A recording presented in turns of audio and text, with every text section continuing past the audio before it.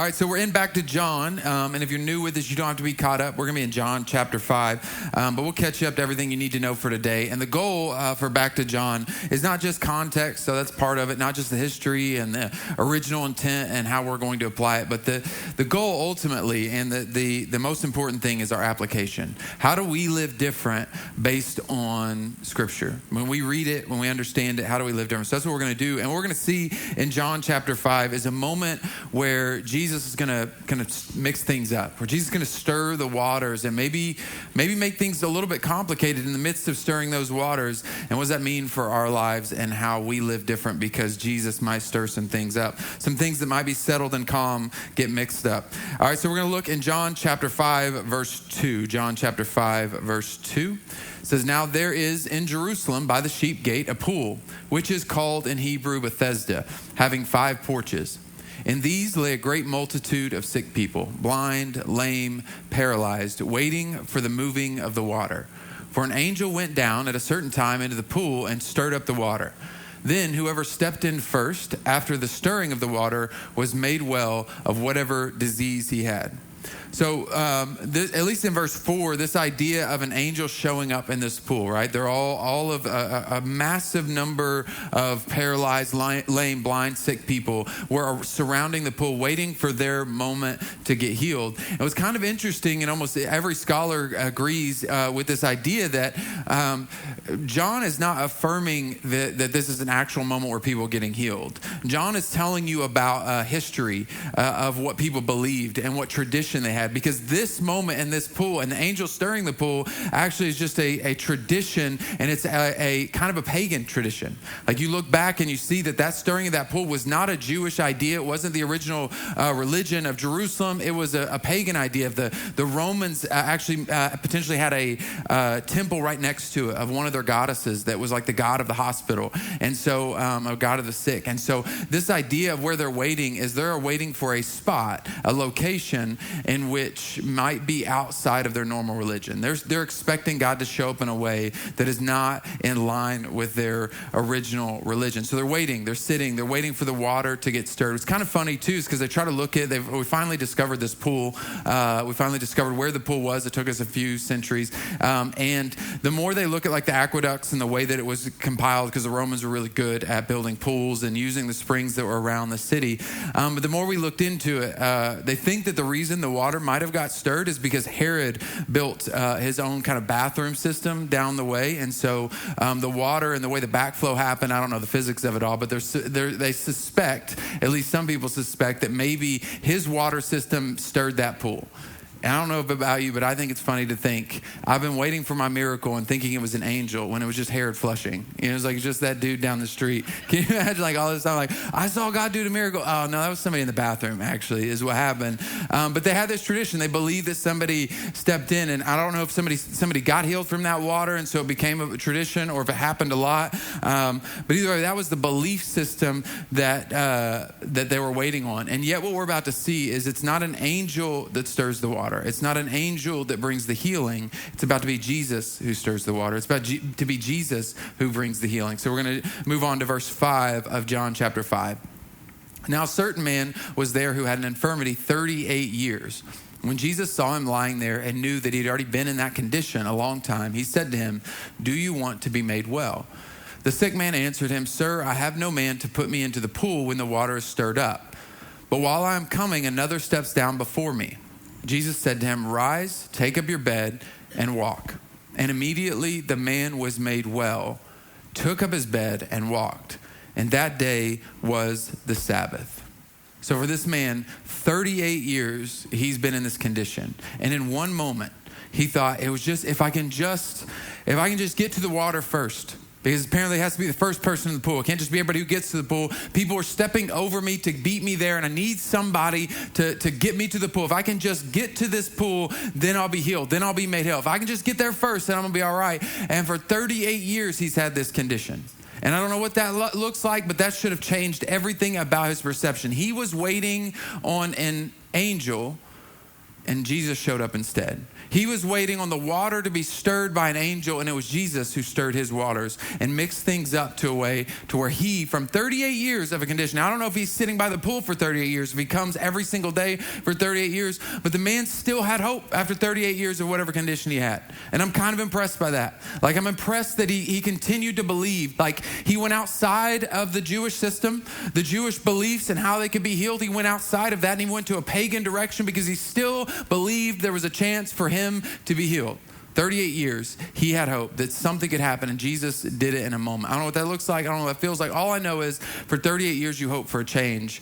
I'm impressed that you continue to have hope. Like, for me, there are things in my life that I just have decided are always going to be there, right? Like, the older I get, the worse my allergies get, and I'm not like still praying for healing. I should have that kind of faith. Hasn't been that many years that I've had allergies continue to get worse every year, and yeah, I'm already just kind of like, this is life. This is what getting old looks like. And this guy who's paralyzed for 38 years is still hoping. He's got more faith than I do. This is just part of age, you know? My back's going out, it's getting tighter sometimes. Like, all of these things that I've just settled for, this man's like, nah, I'm gonna believe God for something.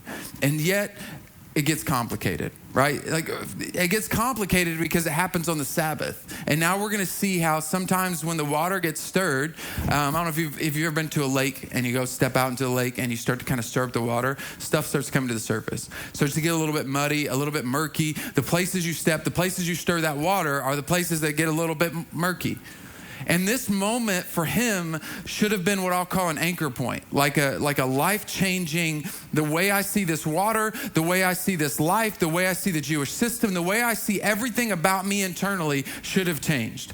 And it doesn't seem like it changed for him. It wasn't an anchor point for him, because when the water stirred and mixed things up, it was supposed to be an angel that stirred the water, but instead it was Jesus, and you missed it.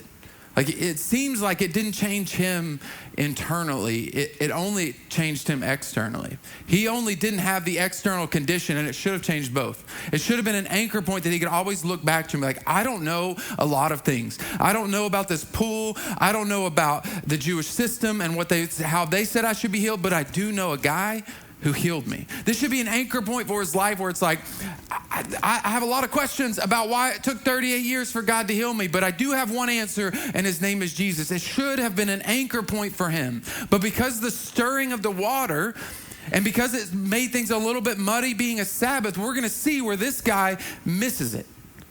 He missed the miracle for the mud. Right? The water stirred, the mud starts it gets murky, you don't understand it. Because the water gets stirred, you miss the miracle in the water for the mud that gets stirred up. And here's what happens in verse 10. And so the Jewish leaders said to the man who had been healed, "It is the Sabbath. The law forbids you to carry your mat." But he replied, "The man who made me well said to me, 'Pick up your mat and walk.' So they asked him, 'Who is this fellow who told you to pick up and walk?' The man who had healed had no idea who it was, for Jesus had slipped away into the crowd that was there." Who was it? I don't know. I was too focused on the fact that I had a miracle. I was like, I couldn't walk, and now I can walk, and I completely missed the one who brought it. The package that I missed, I got a package that was amazing and it was fantastic, and I missed the FedEx driver that delivered it. I missed the angel that showed up at my front door to tell me the great news that I had. I missed the miracle maker in the midst of my miracle. He didn't even know who it was. He lost the most important thing that had showed up in his life because he had been so focused for 38 years on one condition, he missed that this was bigger. And some of the context that we're going to see later on, and some of the context of what he's saying, seems like he maybe really misses it. Like maybe this moment is him throwing Jesus under the bus. Like it seems like the context of his life, he misses it so big. He's like, look, don't talk to me. That's that dude's fault. Bro, he just healed you. Why are you throwing Jesus under the bus? I don't know. Somebody else told me to do this. This is not on me. This is not my fault. That could have been a moment to be like, someone healed me. I need to know who it is. You can be mad at me, Jewish leaders, if you want to. You can be frustrated at me. All I know is that there was a miracle that took place in my life, and I need to know who it was who brought me the miracle. But that's not what happens to him. He misses the miracle in the mud, right? He misses the miracle because the water got stirred. He was waiting on an angel to stir the water, and he missed the actual angel that showed up, the Son of God that was right in front of him, that did everything he was hoping would be done for him. He missed all of it. because of the muddiness of it. Because now it's the Sabbath, and now it got muddy, and now it became difficult, and now it became frustrating, and now he missed out on everything that it could have been. And so today, my question for you, and the thing that I kind of want to wrestle with in our lives and really start to apply what these verses might teach us, is are you okay if the miracle comes with mud? Are you okay with if the stirring of the way God delivers the miracle in your life, if it comes with some additional complications? Are you cool with that? Because I think there's an ability to miss something beautiful because it also has attached to it some responsibility that we're supposed to take care of. There's an ability to miss the most important things of life because we got so busy worrying about how to handle it, how to steward it, how to be responsible for it, and not just be grateful for the moment and the miracle that shows up. And I would say that if we can't handle the muddiness that comes with the miracle, we may miss the miracle, we're going to miss the miracle maker, and then we're not going to be able to get the next miracle. I think we miss the moment that we have. We miss the miracle that was in our midst sometimes because it got muddy and it got murky and we got to deal with Sabbath and the arguments and all the things that come along with what happened. We miss that, but we also can't have our next one. I don't think we can get to our next miracle that God is trying to do, the next deliverance, the next big thing God is trying to do in our lives because we can't handle the first one he gave us. We're too worried about the first thing he gave us that came with a little muddiness, came with a little mixture, came with a little bit, but for us to not miss it because the healed man missed it. He missed the man in his midst. He missed the angel that stirred the water. He missed what had really taken place that was bigger than just that 38-year ailment. It should have changed him internally. Like he should have been different from that point on, like an anchor point that shifted him and never let him move. And the Jewish leaders missed it. That's what's funny about this. The Jewish leaders are so focused on their rules and the way that life should go. I don't know, for some of you who are type A or very structured, 8:30 crowd, you're probably a little more than the average in our church. So this may speak to you a little bit more. When God does something outside of the way we expect him to do it, do we miss him? They were like, well, that's not how he's supposed to do it. You can't bring deliverance that way. Oh, that person who doesn't have their life together can't be the person to give me advice and wisdom. That must not be God because their life doesn't look as good as my life, so I can't hear it. Like the outside of the structure and the rules and the plans and the ways in which we think God should work in our life, do we miss him in the midst because it doesn't fit our narrative, our box, our structure, our plan? Like, no, this wasn't a part of my 10-year plan, God. Absolutely not. We can't take that miracle right now because that's supposed to happen in 10 years. We can't accept this thing because it's too muddy in the midst. And so Jesus, for the Jewish leaders, the rest of John 5, Jesus just tells them exactly who he is. Like this is the moment where when I say Jesus stirs the water, it's not just a metaphor for him stirring the water and healing the man. It's also he starts to stir the water and he starts to get persecuted because he finally decides to let the Jewish leaders know who he is. This is the moment in John 5 where real persecution starts in his life because he doubles down. He's like, no, actually, I only do what the Father told me. And so like I'll work on the Sabbath because God the Father, my Father, has never stopped working. So I'm going to keep working. And they're like, whoa, and they get offended. The Jewish leaders are like, how dare you? Absolutely not. And so they're devastated. And so Jesus gives them what should be an anchor point. Should be like that moment where it's like, hold on.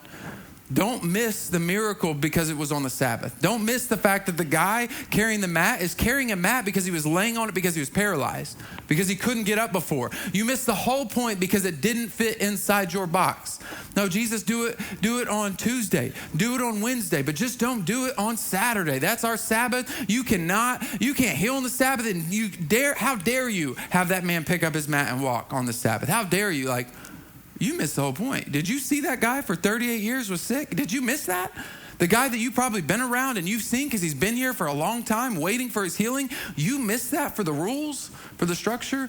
And Jesus just goes and breaks down what should be an anchor point for them, where he's like, listen, I'm stirring the water and I'm going to tell you who I am. I'm the Son of God and I'm going to do what I'm going to do because I'm the Son of God. You know, like if I want to heal on the Sabbath, I'll heal on the Sabbath. Come at me. Like, what are you going to do?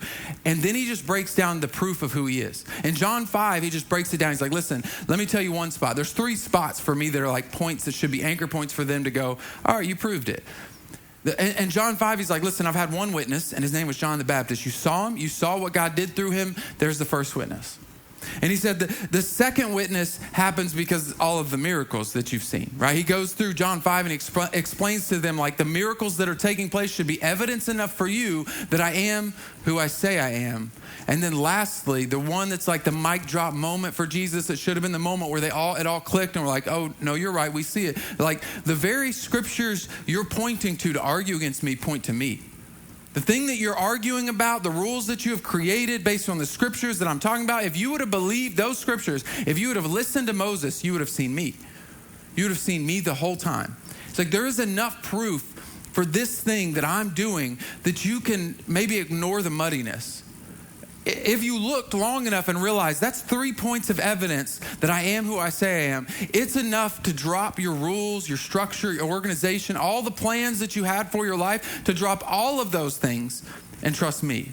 It's an anchor point for them to see the angel that stirred the water, to see the Son of God that stirred the water rather than the mud that was created in the water. It was enough to look and to see and go, all right, I know enough. Like, I don't know how it fits in my narrative. I don't know all of this training I've had under all these great rabbis that have taught me about the Sabbath and the rules that we're supposed to keep. I don't know how all this fits, but I do know enough to know that you are who you say you are, so I'll follow. And that honestly should be how our life looks. Like we're not going to get all the answers. Maybe some of us lie to ourselves. I do quite often. Lie to myself about how much I know. But when it comes down to it, there are more things that I don't know than that I do know. Right? There are so many things in life that I don't have answers to. Why God does it this way? Is God trying to do it this way? Did he just allow it to happen? All of the things in this life that I don't have answers to. A bunch, like a lot. I know that's really comforting. Come to church, come to TheBrick.Church. We're so excited. Your pastor's going to tell you how much he doesn't know. But I do know enough to follow. Like I've been given enough to trust. I've been given enough information to see who he is. There's a lot of mud.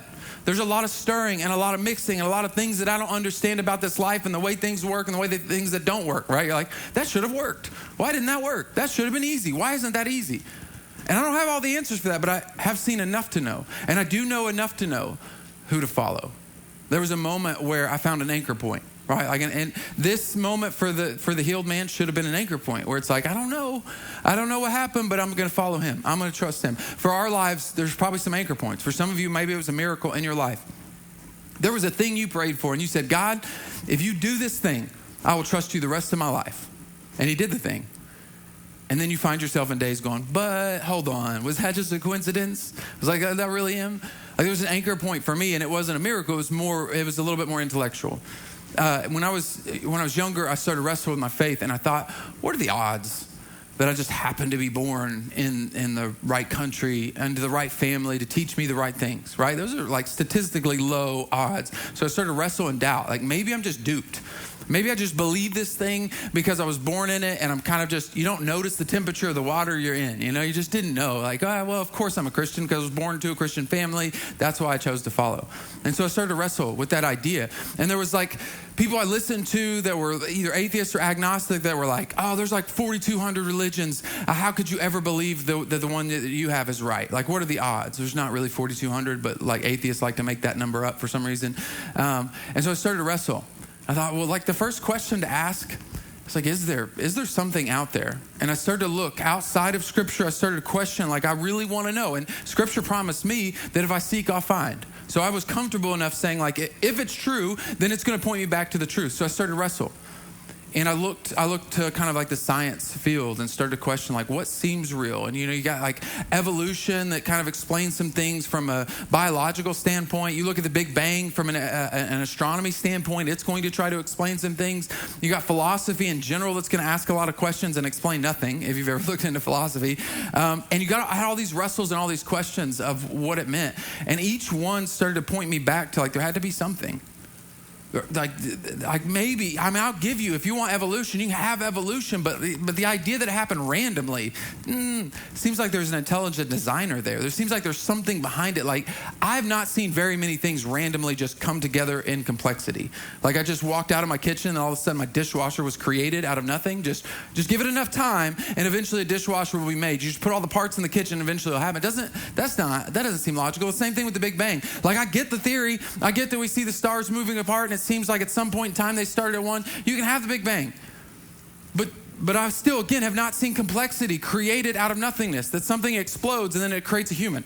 Like, just give it enough time. Just give it enough time. No, I've seen things more often than not decay, not grow into something new. And so all of the things started to point me back to there was something. There was something. But was that thing my thing? Was it Jesus? Right? Was the thing that I had and I knew, was it the Jesus that I thought it was? So there's like 4 categories that I'm going to give you that were kind of anchor points for me to understand the way I saw religion. There are 4 main ways that you can see religion. The first one is, I've already talked about, as being an atheist. So if we had bubbles, they would actually be kind of a Venn diagram where some of them would overlap. So the first one might be an atheist or an agnostic, right? So I'd already kind of wrestled through that and been like, it seems like something's out there. Like, I'm lying to myself if I think all of this came from nothing. It doesn't really tie in. An agnostic, an atheist believes there's nothing. An agnostic is kind of just like, I don't know. I mean, who knows, right? Like, you just don't make a decision. It could be something. It may be nothing. Who knows? There's just not enough evidence to prove that there is a God or there's something. That's one category. And then there's another category that would be like a polytheistic circle, right? If you did kind of a Venn diagram, some of them would overlap. And this polytheistic category would fit kind of Hinduism, all the tribal religions that have existed around the world, the Roman gods, the Greek gods, kind of this polytheistic idea, lump of religions. And then you would have a new age, kind of a Buddhist mindset where there's like a cohesive consciousness somewhere. It's not really God, but eventually you want to reincarnate long enough or get good enough to reach nirvana. That's a possibility. And then there's a fourth one that would be monotheism, right? And that would fit, the idea of Jesus and Islam and Judaism. And so I started to wrestle through this kind of anchor point for each one of these categories. And I knew atheism didn't make sense. Agnosticism sounds kind of nice, honestly, because then I can just do whatever I want, right? I don't really know. I'll just do what I want. That sounds good to me. I know a lot of us like the idea of Jesus because it gives us something to hope for. I'm probably not supposed to admit this. It would be nice for me to be able to do whatever I wanted whenever I wanted. So being an agnostic just gives me free reign to live however I want because you know what? Who knows? What does it even matter, But it didn't fit. Like, if I was honest with myself, it just didn't make sense. Like, I think there's more. The polytheistic idea didn't line up with the way everything worked in my brain, the way that it functioned, the way that I saw Hinduism. It just didn't line up. This new age thought wants me to escape reality, not live in reality. It wants me to just believe in something that is nothing and get to nirvana. And if I'm honest, these 2 categories, the polytheistic one and the new age one, the kind of Buddhist mindset, is kind of safe. Because if I'm wrong, I'll get another chance. Let's go. Okay, so maybe these categories aren't that risky. But then there's the monotheistic one. And this is the part that breaks down some of the strangeness of the atheist idea that, like, how could you believe yours is yours? And under the monotheistic category, over half of the world believes that they are following the God of Abraham. Over half the world. Like, if you want to start talking about world religions and the phenomenon that is monotheism, over half the world says, no, we think we're following the God of Abraham. Islam believes they're following the God of Abraham. Judaism believes it's following the God of Abraham. And Christians believe they're following the God of Abraham. And to see some of the evidence surrounding that idea and to wrestle through that idea and what that means for the world, and to mean that, like, for me, one of the things that pointed me to an anchor point was the fact that Jews are still around, that the Jewish nation is still around. Like, that's a whole nother rabbit trail we're not going to get into too deep today. But just the idea that God used that group of people, chose that group of people, and they survived, as small as they are of a group of people, and the amount of influence they've had, and the fact that they were able to lose their whole country and then come back to it 1,900 years later, is a point of anchor for me, that I'm like, God did something here.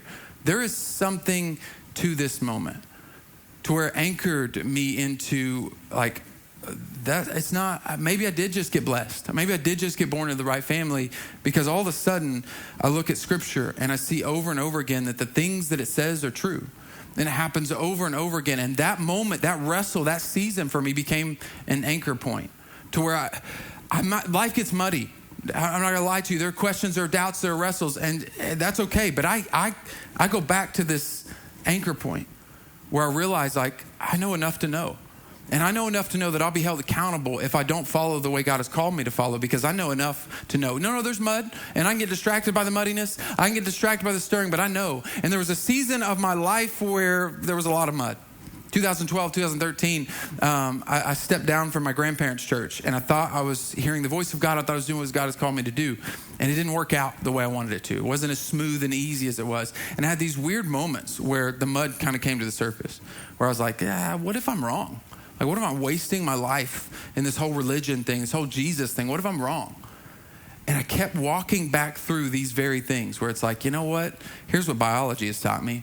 Here's what astronomy taught me. Here's what philosophy taught me. Here's what the world religions taught me. And I believe because this anchor point. So today, I would ask you, what's your anchor point? What's that thing that you point back to that holds you steady? Like that you know, like as muddy as it gets, you can't see your hand in front of your face because it got too muddy. You can't see the things going on in life, but you know enough to know that he's good enough to follow. He's good enough to trust. What's your anchor point to know that, like, don't move from this spot. That's where you got healed. That's where you got changed. A few weeks back, we went to the lake. And my kids, for their birthday, had really wanted Crocs, those shoes that are really ugly, the Crocs, right? And then I looked at the prices of them, and I was like, I'm sorry, we're paying what for plastic, basically water shoes, plastic, ugly water shoes. That's what we're gonna pay that for them? Like, do they have like these Gators at Walmart or something, some knockoff brand that aren't Crocs? There's got to be, because that's how I grew up. We didn't get no name brand stuff when I was growing up. We ain't gonna get these kids these nice shoes that they're gonna ruin in a week. But they got their Crocs, right? So they got their Crocs. So we go to the lake, and it's the perfect shoe for the lake, because who cares what happens to it? It's hideous already. It can't get any uglier. And so we go to the lake, and my daughter's out there. My daughter is like super adventurous, wants to pick up all the gross stuff. I taught her how to catch a crawdad, and we did all kinds of stuff out in the water. And she starts to go a little deeper and then goes to the side where it's muddier. And as she's walking out there, she's on an adventure for something. I don't know what. She probably saw some random dangerous animal. But she goes on an adventure, and she steps in the mud, and it gets really muddy. Like, there's a rocky spot, really muddy spot. She steps in the mud, and her Croc gets stuck. She's like, oh no, my Croc is stuck, but she doesn't stop moving. She keeps going towards the thing because the adventure that she's on is more important than the Croc, apparently, at that point. Even though she begged for Crocs for her birthday, even though it's something that was really important to her, the thing that distracted her seemed more important in that moment. And her Croc got stuck in the mud, and the water was just real muddy, so you couldn't see it anymore. And she walks on towards it. And then for, like, I kid you not, 20 minutes straight, she is looking for this Croc in the mud. Like, you were right by that stick. You were right. No, go back. And I'm like, I'm on the shore because I'm not getting out there. That's on you. That's your dirty Croc. That's your fancy shoe that you lost. That's on you. You find it. I told you not to move. I told you not to go any further. Told you where you stood, but you got distracted. And the Croc was stuck in the mud for 20 minutes. She couldn't find it. Like, she could not find any of it. It was nowhere to be found. I was like walking a line back and forth. Eventually, you're going to step on it. You can't miss it. You can't be that far away from it. But because she had walked far enough away from the anchor point, she couldn't find the thing that was really important to her. She couldn't find the thing that she begged for her birthday, the thing that she put nice decorations on that she really wanted, that was really important to her. She missed out on it because now the muddiness, the murkiness, the distractions lost her anchor point. She had to leave it. She had to leave it and hope it floated to the surface. Luckily, end of the story, it does eventually float to the surface, and my son goes and gets it for her. But she missed out and almost lost something that really mattered to her because the water got too murky, because she got too distracted by the murkiness. She got too distracted by the thing that she wanted to do in life, the plans that she had for her. She missed the thing that really mattered to her. That very point, if she would have just stayed at the anchor point, the spot where she lost her Croc, she would have never lost it. She could have dug it out of the dirt right in that very moment, but she got too distracted. That was the thing that you asked for your birthday. It's not something you really wanted.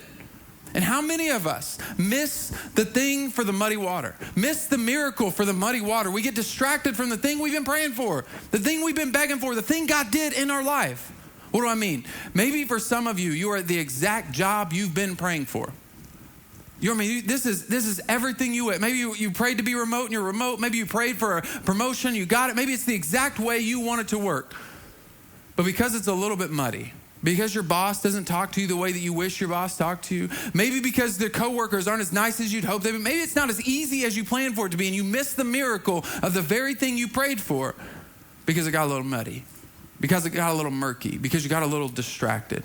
Maybe for some of us, we missed it because we prayed for our healing. We got the diagnosis, and God brought the healing, but now we're frustrated because we got to go back every 6 months to double check. Well, God did the miracle, but now you're mad because it's muddy?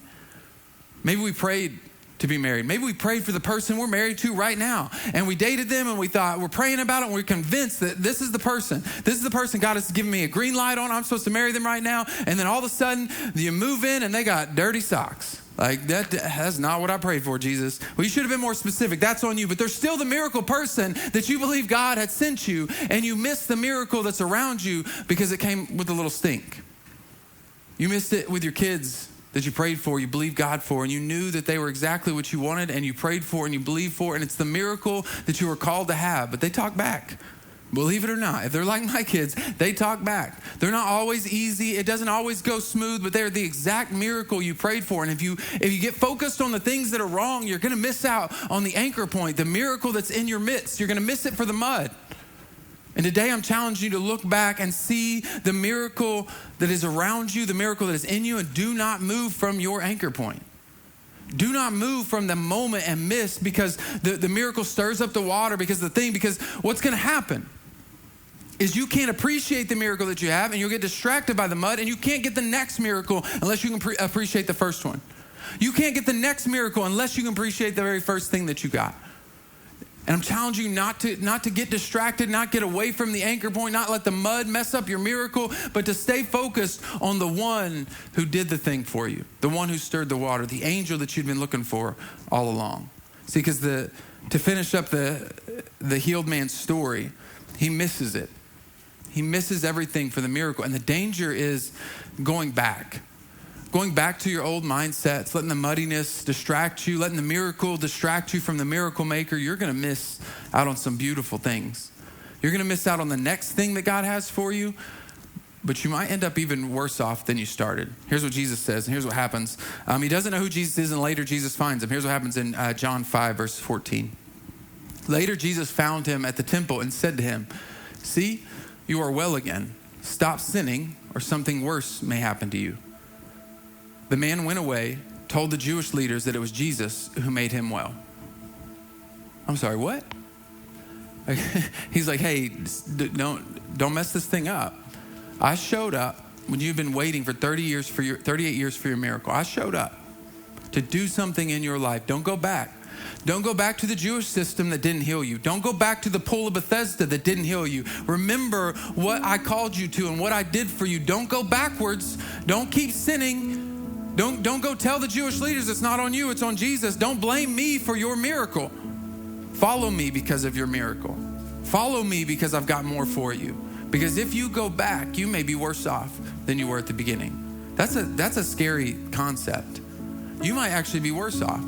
You have to stop getting distracted by the mud in your miracle, stop getting distracted by the complications of your miracle, and go back to your anchor point and realize who he's called you to be and what he's called you to do and how much he's done in your life, or you might be worse off than you were at the beginning. 38 years he was stuck with something, and Jesus tells him you might be worse off than 38 years of a sickness, 38 years of what you had. Yeah, because what happens is if you go backwards and you find out you squandered the miracle, you're going to feel real bad. You're going to feel worse than if you had never got the miracle. You're going to feel worse than when you missed out, when you get there and you get to the end of your life, or you get to heaven and you look Jesus in the face and you're like, that spouse you gave me was, they had an attitude, and I don't know. He's like, no, but I gave them to you. Man, those kids, they was bad. They were all like, and they said no to me a bunch, and they wouldn't clean their room. Like, that's on you, right? Like, no, the mud came with the miracle. And I called you to see the anchor point and not miss it. It's going to be worse to look Jesus in the face and know you missed it. It's going to be worse off to be on your deathbed and know you didn't appreciate what God did in your life. You got distracted by the boss who was annoying. You got distracted by all the stuff this world has to offer because the miracle brought a little bit of mud. You missed out on Jesus. And today I'm challenging you to refocus and go back to your anchor point. Whatever that moment was that reminded you of who Jesus was, and you stay there. And you don't lose the crock in the mud. You stay in that one spot. And every time you doubt and you question, you want to get away and get distracted by the cool thing, you come back and be like, no, this is where my crock is. This is where the miracle happened. This is where the thing of value is. And so I might miss it. I might get frustrated. I might not like the mud. I don't like all the things that might take place and the sickness and all that life might bring about around us. But I'm not going to move from this moment. that God gave me. I'm not gonna move from the miracle maker that was in my spot, the miracle maker that showed up in my 38 years of prayer. I'm not gonna move emotionally and from a place of gratitude from that spot to recognize what I have and what God has given me. Because you might, if you miss it, end up worse off than you were at the beginning. So today, go back to your anchor point. If that's you and you've gotten distracted by all the things of this world, go back to your anchor point. The one who brought you the miracle. Don't miss it. Go back to the one who brought you everything you needed to have in this life. Everything that you ever needed was found in him. Your miracle was found in him. And your next miracle is found in him. But you got to be okay with a little bit of the mud that gets stirred in the process. You got to be okay with what it takes to appreciate and value the miracle. Today, don't go back to the Jewish customs that didn't heal you. Don't go back to the polytheistic plans that didn't heal you. Go back to the one who did. The one who delivered you and showed you the right way. And follow him, trust him, and stay anchored in him. Let's pray.